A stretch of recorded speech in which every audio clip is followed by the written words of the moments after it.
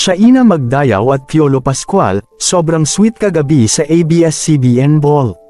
Welcome back sa aking YouTube channel. Pinasaya ni Shaina Magdayaw at Piolo Pascual ang kani-kanilang fans, nang lumabas ito kagabi at spotted na naka-holding hands sa Star Magic Ball. Hindi nga mapaghiwalay ang dalawa mula sa red carpet at after party, at kitang-kita na mas malalim na ngayon ang kanilang samahan. Marami ang natutuwa sa kanilang paglabas at isa na dito ang kanilang mga tagahanga. Ayon sa isang nakakita na netizen kagabi, sobra ang pag-alalay at concern ang pinapakita ni Piolo Pascual dahil todo sunod ito kay Shaina at inaalalayan sa kanyang suot na ball gown. Sampal ito sa mga bashers na nagpapakalat ng iba't ibang storya sa social media. May nagsabi kasi na nagkabalikan sina Piolo Pascual at Casey Concepcion at mayroon daw itong anak.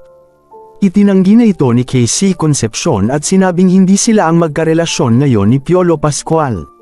Kagabi nga, ay sabay na dumating ang dalawa sa hotel kung saan ginanap ang Star Magic Ball at sabay din ang dalawa na umuwi.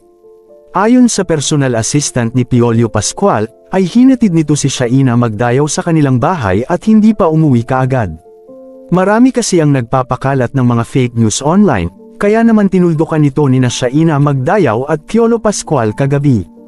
Ayon sa malalapit na tao sa dalawa, matagal nang low-key ang kanilang relasyon ngunit hindi pa sila nagpapakasal o nag-iisip na magkapamilya sa ngayon. Nagsimula nga ang pag-iibigan ng dalawa noong 2012, nang mag-date ang dalawa sa Singapore at ipinost ito ni Shaina sa kanyang Instagram account.